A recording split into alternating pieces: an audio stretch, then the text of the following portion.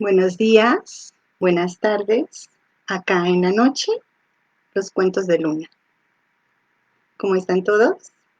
Bueno, hoy vengo a traer a ustedes un pequeño cuento de Gabriel García Márquez. El título es Eva está dentro de su gato. Así que, ¿qué les puedo decir de Gabriel García Márquez que no conozcan ya todos ustedes? Así que voy a empezar directamente con el cuento. Espero que lo disfruten. Iniciamos. De pronto notó que se le había derrumbado su belleza, que llegó a dolerle físicamente como un tumor o como un cáncer. Todavía recordaba el peso de ese privilegio que llevó sobre su cuerpo durante la adolescencia y que ahora había dejado caer. ¿Quién sabe dónde? ¿Quién sabe dónde? Con un cansancio resignado, con un último gesto de animal decadente. Era imposible seguir soportando esa carga por más tiempo. Había que dejar en cualquier parte ese inútil adjetivo de su personalidad, ese pedazo de su propio nombre que a la fuerza de acentuarse había llegado a zozobrar. Sí, había que abandonar la belleza en cualquier parte, a la vuelta de la esquina, en un rincón suburbano, o dejarla olvidada en el ropero de un restaurante de segunda. Sí, de segunda clase, como un viejo abrigo inservible. Estaba cansada de ser el centro de todas las atenciones, de vivir asediada por los ojos largos de los hombres. En la noche, cuando clavaba sus párpados, los alfileres del insomnio, hubiera deseado ser una mujer ordinaria, sin atractivos. Dentro de las cuatro paredes de su habitación, todo le era hostil. Desesperada, sentía prolongarse la vigilia por debajo de su piel, por su cabeza, empujando la fiebre hacia arriba, hacia la raíz de su cabello, como si sus arterias se hubieran poblado de unos insectos diminutos y calientes que con la cercanía de la madrugada diariamente se despertaban y corrían con sus patas movedizas por una desgarradora aventura subcutánea. Ese pedazo de barro frutecido donde se había localizado su belleza anatómica. En vano, luchaba por ahuyentar a aquellos animales terribles. No podía. Eran parte de su propio organismo. Habían estado allí, vivos, desde mucho antes de su existencia física. Venían desde el corazón de su padre, que los había alimentado dolorosamente en sus noches de soledad desesperada. O tal vez habían desembocado a sus arterias por el cordón que la llevó atada a su madre desde el principio del mundo. Era indudable que esos insectos no habían nacido espontáneamente dentro de su cuerpo. Ella sabía que venían detrás, que todos los que llevaron su apellido tuvieron que soportarlos, que tuvieron que sufrirlos como ella cuando el insomnio se hacía invencible hasta la madrugada. Eran insectos, los mismos que pintaban ese gesto amargo, esa tristeza inconsolable en el rostro de sus antepasados. Ella los había visto mirar desde su apagada existencia, desde su retrato antiguo, víctimas de la misma angustia. Todavía recordaba el rostro inquietante de la bisabuela, que desde su lienzo envejecido pedía un minuto de descanso, Un segundo de paz a esos insectos que allá, en los canales de su sangre, seguían martirizándola y embelleciéndola despiadadamente. No, esos insectos no eran suyos, venían transmitiéndose de generación en generación, sosteniendo con su diminuta armadura todo el prestigio de una canasta selecta, dolorosamente selecta. Esos insectos habían nacido en el vientre de la primera madre que tuvo una hija bella.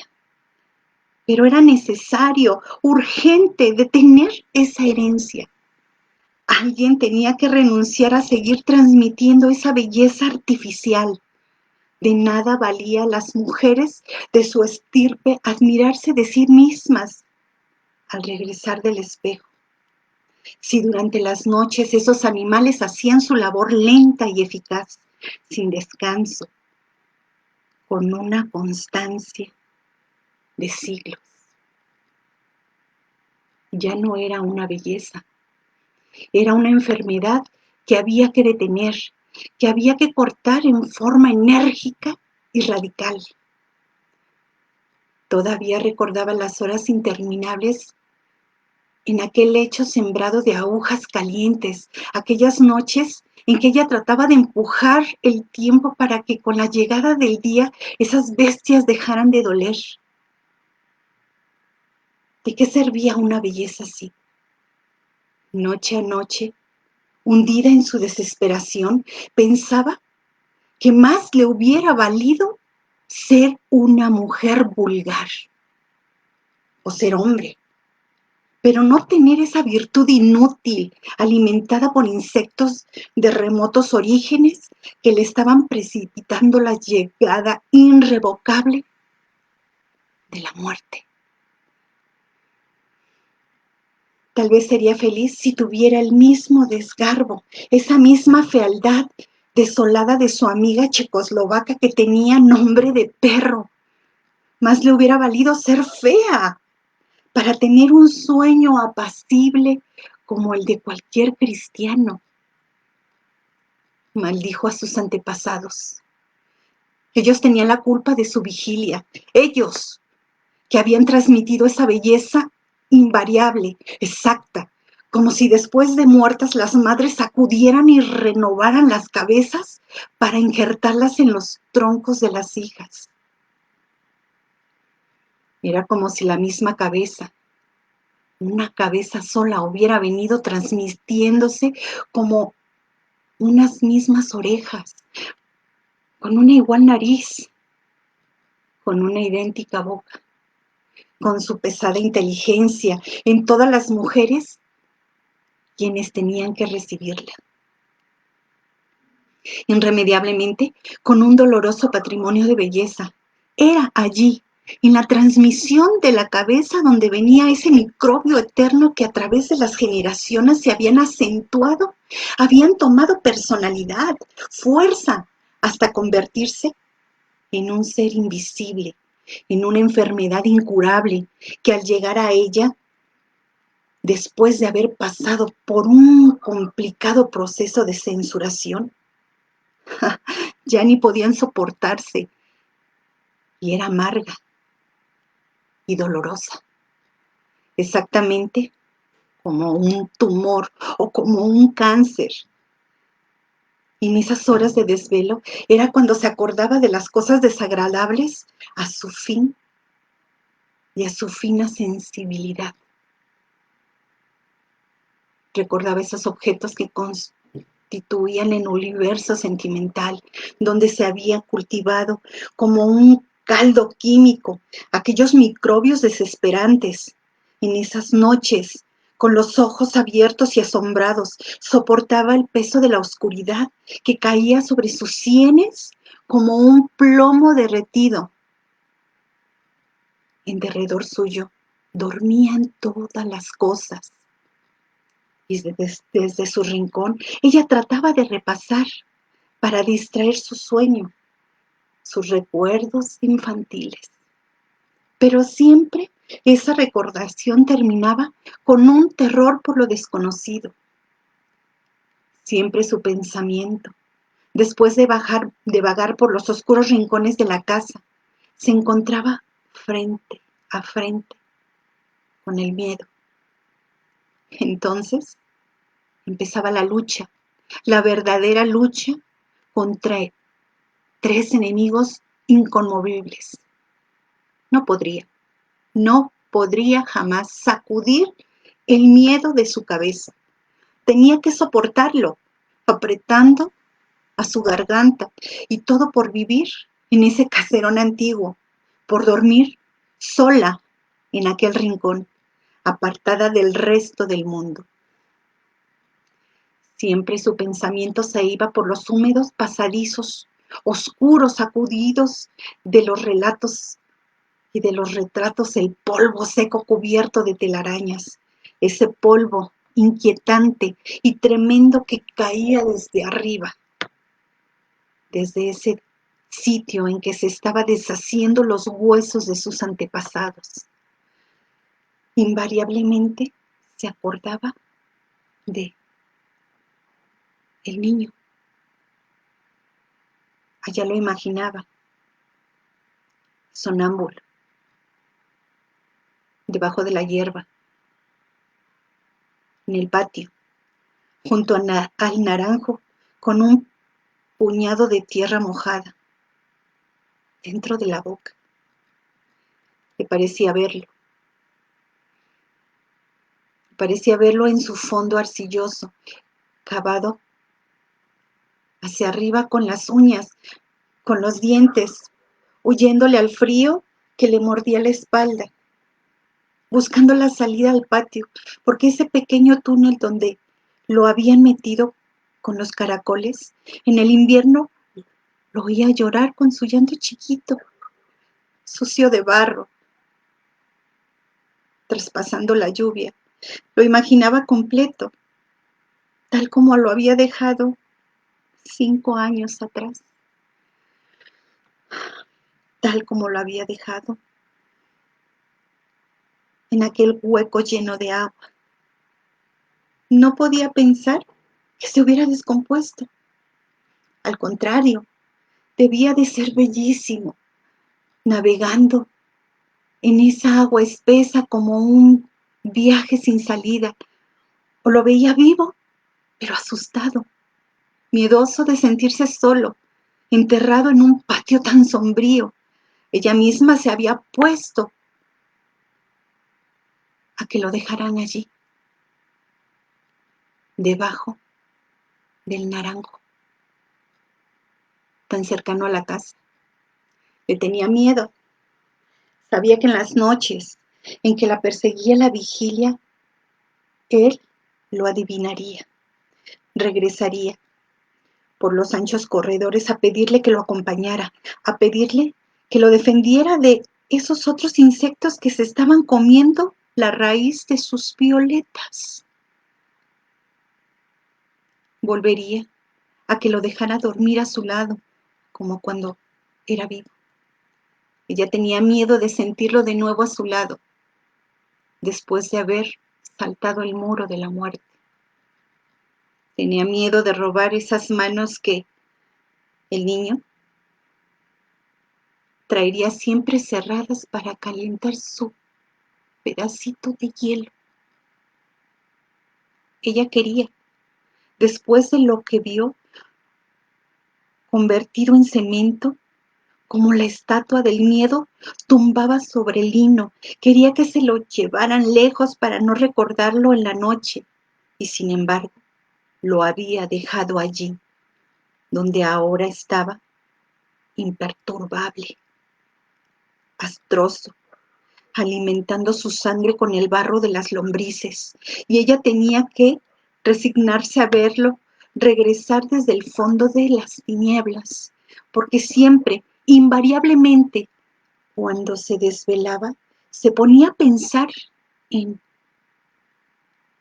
en el niño que debía estar llamándola desde su pedazo de tierra para que lo ayudara a fugarse de esa muerte absurda, Pero ahora, en su nueva vida intemporal, inespacial, estaba tranquila. Sabía que allá, fuera de su mundo, todo seguía marchando con el mismo ritmo de antes, que su habitación debía de estar aún sumida en la madrugada y que sus cosas, sus muebles, sus 13 libros favoritos permanecían en su puesto y que en su lecho desocupado apenas empezaba a desvanecerse el aroma corpóreo que ocupaba su vacío de mujer entera. Pero, ¿cómo pudo suceder eso? ¿Cómo ella, después de ser una mujer bella, con la sangre poblada de insectos, perseguida por el miedo, en la noche total, había dejado la pesadilla inmensa, insomne, para ingresar ahora a un mundo extraño, desconocido, en donde había sido eliminadas todas las dimensiones? Recordó aquella noche, la de su tránsito. Hacía más frío que de costumbre y ella estaba sola en la casa, martirizada por el insomnio. Nadie perturbaba el silencio y el olor que subía del jardín era un olor a miedo. El sudor brotaba de su cuerpo como si la sangre de sus arterias se estuviera derramando con su carga de insectos. Deseaba que alguien pasara por la calle, alguien que gritara, que rompiera aquella atmósfera detenida, que se moviera algo en la naturaleza, que volviera la tierra a girar alrededor del sol. Pero fue inútil. Ni siquiera despertarían esos hombres imbéciles que se habían quedado dormidos debajo de su oreja, dentro de la almohada. Ella también estaba inmóvil. Las paredes manaban un fuerte olor a pintura fresca, ese olor espeso, grande, que no se siente con el olfato, sino con el estómago. Y sobre la mesa, el reloj único, golpeando el silencio con su máquina mortal. El tiempo. ¡Oh! El tiempo. Suspiró ella recordando a la muerte. Y allá, en el patio, debajo del naranjo, seguía llorando el niño con su llanto chiquito desde el otro mundo. Acudió a todas sus creencias. ¿Por qué no amanecía en aquel momento o se moría de una vez? Nunca creyó que la belleza fuera a costarle tantos sacrificios. En aquel momento, como de costumbre, seguía doliéndole por encima del miedo, y por debajo del miedo seguían martirizándola esos implacables insectos. La muerte se le había apretado a la vida como una araña que la mordía rabiosamente, dispuesta a hacerla sucumbir. Pero estaba demorando el último instante. Sus manos, esas manos que los hombres apretaban imbécilmente, con manifiesta nerviosidad animal, estaban inmóviles, paralizadas por el miedo, por ese terror irracional que venía de adentro, sin ningún motivo, solo por saberse abandonada en aquella casa antigua. Trató de reaccionar y no pudo. El miedo la había absorbido totalmente y continuaba allí, fijo, tenaz, casi corpóreo, como si fuera una persona invisible que se había propuesto no salir de su habitación. Y lo que más la intranquilizaba era que ese miedo no tuviera justificación alguna, que fuera un miedo único, sin razón, un miedo porque sí. La saliva se le había vuelto espesa en la lengua. Era mortificante entre sus dientes esa goma dura que se le pegaba al paladar y fluía sin que ella pudiera contenerla. Era un deseo distinto a la sed, un deseo superior que estaba experimentando por primera vez en su vida.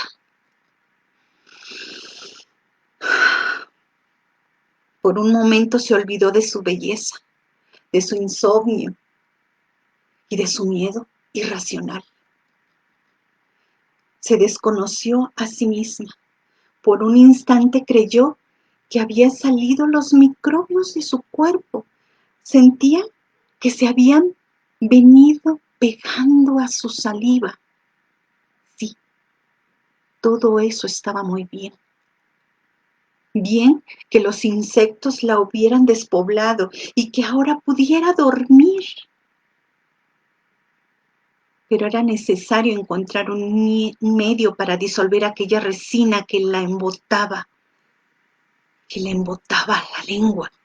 Si pudiera llegar hasta la despensa y... ¿Pero en qué estaba pensando? Tuvo un golpe de sorpresa. Nunca había sentido ese deseo. La urgencia de la acidez la había debilitado, volviendo inútil la disciplina que había seguido fielmente durante tantos años, desde el día en que sepultaron al niño. Era una tontería, pero sí, sentía asco de comerse una naranja. Sabía que el niño había subido hasta los azares y que las frutas del próximo otoño estarían hinchadas de su carne, refrescadas con la tremenda frescura de su muerte. No, no podía comérselas. Sabía que debajo de cada naranjo, en todo el mundo, había un niño enterrado que endulzaba las frutas con la cal de sus huesos. Sin embargo, ahora tenía que comerse una naranja. Era el único remedio para esa goma que le estaba ahogando. Era una tontería pensar que el niño estaba dentro de una fruta. Aprovecharía ese momento en que la belleza había dejado de doler para llegar hasta la despensa. Pero, ¿no era raro aquello? Era la primera vez en su vida que sentía verdaderos deseos de comerse una naranja. Se puso alegre, alegre. ¡Ah, qué placer comerse una naranja! No sabía por qué, pero nunca tuvo un deseo más imperativo. Se levantaría, feliz de ser otra vez una mujer normal. Cantando alegremente llegaría hasta la despensa, cantando alegremente como una mujer nueva, recién nacida, ligera, inclusive hasta el patio, y sus recuerdos se tronchaba de pronto. Recordaba que había tratado de levantarse y que ya no estaba en su cama, que había desaparecido su cuerpo, que no estaban allí sus 13 libros favoritos y que ella no era ella. Ahora estaba incorpórea, flotando, vagando sobre una nada absoluta, convertida en un punto amorfo, pequeñísimo, sin dirección. No podría precisar lo sucedido. Estaba confundida. Solo tenía la sensación de que alguien la había empujado al vacío desde lo alto de un precipicio. Y nada más. Pero ahora no sentía ninguna reacción. Se sentía convertida en un ser abstracto, imaginario. Se sentía convertida en una mujer incorpórea, algo como si de pronto hubiera ingresado en ese alto y desconocido mundo de los espíritus puros. Volvió a tener miedo, pero era un miedo distinto al del momento anterior. Ya no era el miedo al llanto del niño, era un terror por lo extraño, por lo misterioso y desconocido de su nuevo mundo. Y pensar que después de todo eso había sucedido tan inconscientemente, con tanta ingenuidad de su parte, ¿qué iba a decir a su madre cuando al llegar a casa se iba a enterar de lo acontecido? Empezó a pensar en la alarma que se produciría en los vecinos cuando abrieran la puerta de su habitación y descubrieran que el lecho estaba vacío, que las cerraduras no habían sido tocadas, que nadie había podido entrar o salir, que sin embargo ella no estaba allí. Imaginó el gesto desesperado de su madre buscándola por toda la habitación, haciendo conjeturas, preguntándose a sí misma qué habría sido de esa niña. La escena se le presentaba clara. Acudirían los vecinos y empezarían a tejer comentarios, algunos maliciosos, sobre su desaparición. Cada cual pensaría según su propio particular modo de pensar. Cada cual trataría de dar la explicación más lógica, la más aceptable al menos, en tanto que su madre correría por los pasadizos del caserón desesperada, llamándola por su nombre, y ella estaría allí. Contemplaría el momento, detalle a detalle, desde un rincón, desde el techo, desde las hendiduras del muro, desde cualquier parte, desde el ángulo más propicio, escudada en su estado incorpóreo, en su inespaciabilidad. La tranquilizaba pensarlo. Ahora se daba cuenta de su error. No podía dar ninguna explicación, aclarar nada, consolar a nadie. Ningún ser vivo podría ser informado de su transformación. Ahora, quizá la única vez que los necesitaba. No tendría una boca, unos brazos, para que todos supieran que estaba allí, en su rincón, separada del mundo tridimensional por una distancia insalvable.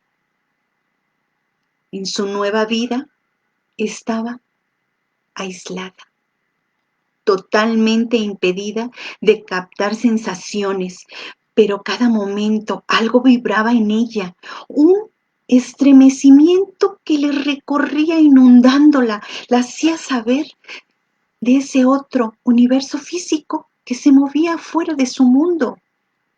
No oía, no veía, pero sabía de ese sonido y de esa visión, y ella, en la altura de su mundo superior, empezó a saber que un ambiente de angustia la rodeaba. Hacía apenas un segundo, de acuerdo con nuestro mundo temporal, que se había realizado el tránsito, de manera que solo era ahora empezar ella a conocer las modalidades, las características de su nuevo mundo. En torno suyo giraba una oscuridad absoluta, radical. ¿Hasta cuándo durarían esas tinieblas? ¿Tendría que acostumbrarse a ella eternamente? Su angustia aumentó de concentración al saberse hundida en esa niebla espesa, impenetrable. ¿Estaría en el limbo? Se estremeció. Recordó todo lo que había oído decir algunas veces sobre el limbo.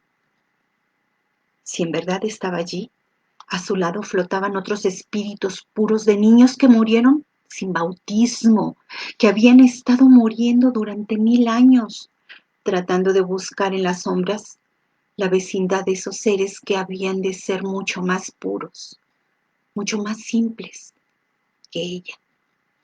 Aislados por completo del mundo físico, condenados a una vida sonámbula y eterna. Tal vez estaba el niño persiguiendo una salida para llegar hasta su cuerpo. Pero no. ¿Por qué tendría que estar en el limbo? ¿Acaso había muerto? No, no. Simplemente fue un cambio de estado, un tránsito normal del mundo físico a un mundo más fácil, descomplicado, en el que había sido eliminada todas las dimensiones. Ahora no tenía que sufrir esos insectos cutáneos. Su belleza se había derrumbado en esa situación elemental. Podría ser feliz, aunque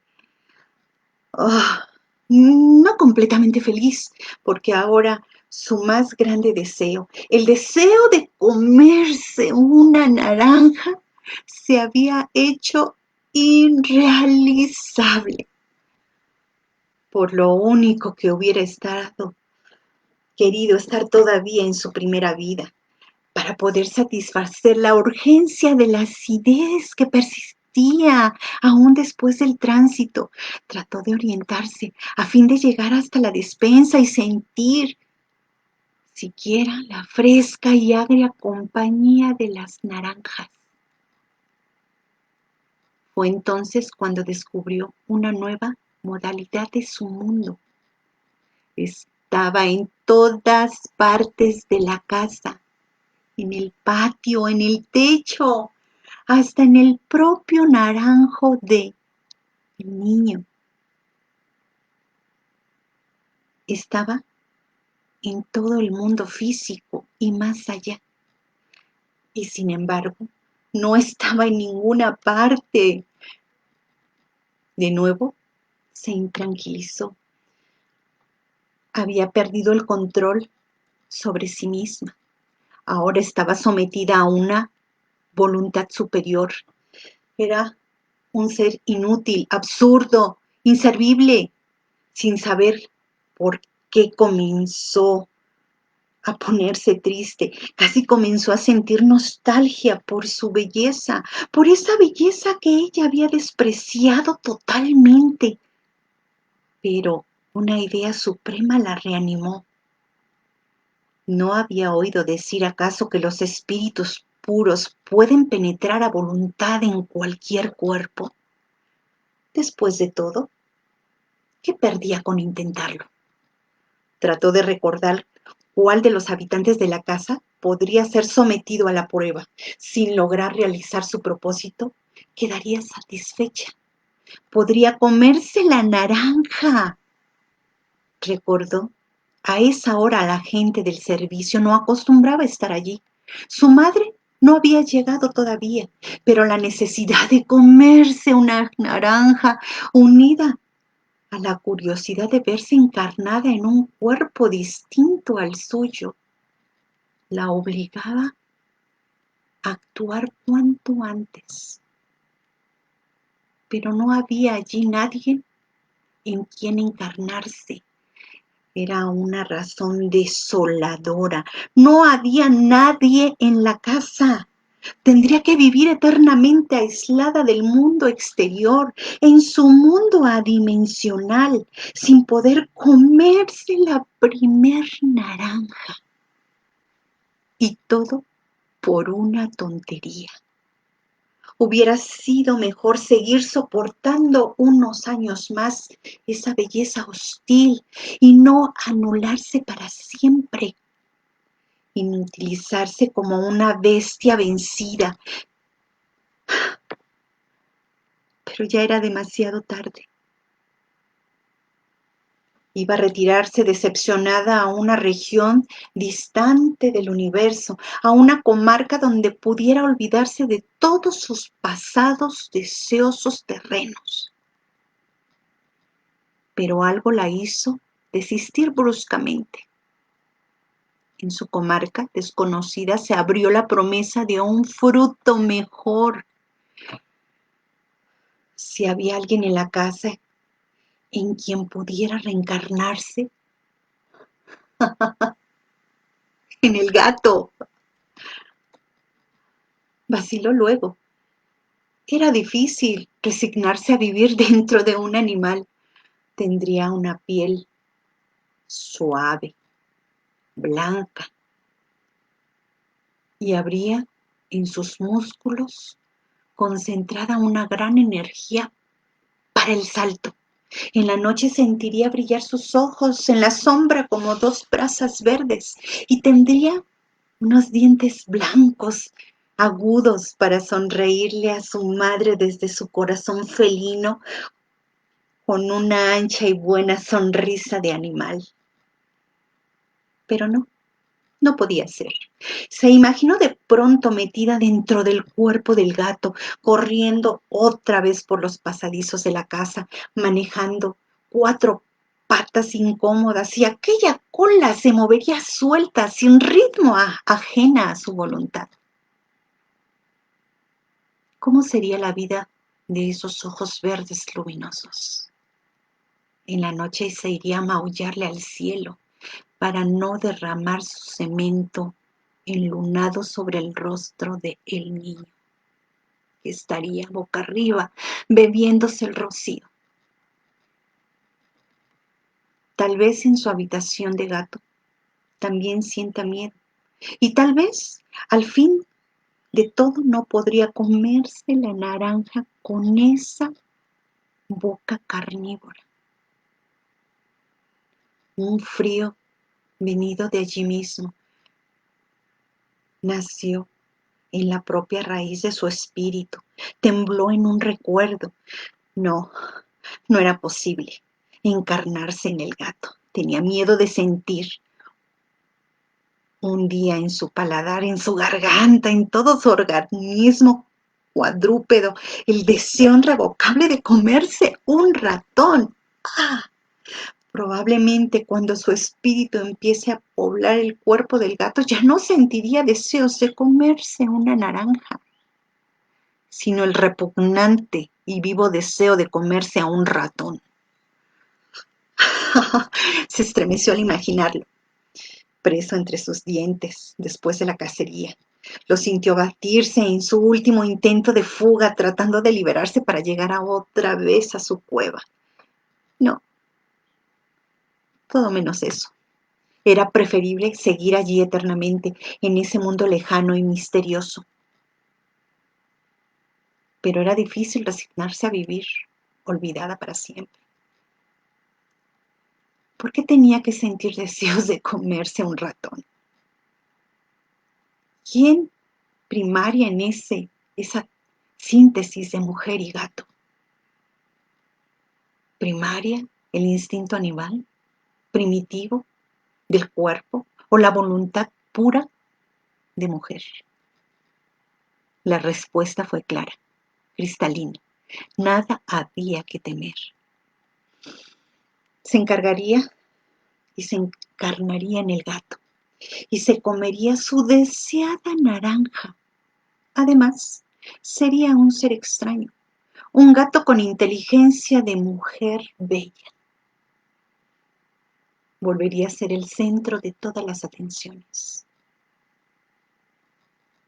Fue entonces, por primera vez, cuando comprendió que por sobre todas sus virtudes estaba imperando su vanidad de mujer metafísica.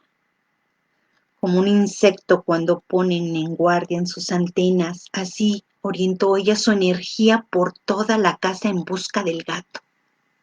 A esa hora debía de estar aún sobre la estufa soñando que despertaría con un taño de valeriana entre los dientes. Pero no estaba allí. Volvió a buscarlo, pero ya no encontró la estufa. La cocina no era la misma. Los rincones de la casa no eran y le eran extraños. Ya no eran aquellos oscuros rincones llenos de telarañas. El gato no estaba en ninguna parte. Buscó por los tejados, en los árboles, en los canales, debajo de la cama, en la despensa. Todo lo encontró confundido, donde creyó encontrar otra vez los retratos de sus antepasados. Lo encontró, no encontró sino un frasco con arsénico. De allí en adelante encontró arsénico en toda la casa, pero el gato había desaparecido. La casa no era ya la misma de antes. ¿Qué había sido de sus cosas? ¿Por qué sus 13 libros favoritos estaban cubiertos ahora de una espesa capa de arsénico? Recordó el naranjo del patio. Lo buscó y trató de encontrar otra vez el niño en su hueco de agua. Pero no estaba el naranjo en su sitio, y el niño no era ya sino un puño de arsénico con cenizas bajo una pesada plataforma de concreto. Ahora sí dormía definitivamente. Todo era distinto, y la casa tenía un fuerte olor arsenical que golpeaba el olfato como desde el fondo de una droguería. Solo entonces comprendió que que habían pasado ya 3000 años desde el día en que tuvo el deseo de comerse la primer naranja. Pues bueno, este fue Eva dentro de su gato, de El Gran Gabo, del libro Ojos de Perro Azul, donde seguramente seguiré contándoles algunos que otros cuentos que son increíblemente maravillosos. Y pues bueno, chicos, ya les quité mucho tiempo, así que me despido. Buenos días, buenas tardes, buenas noches. Adiós.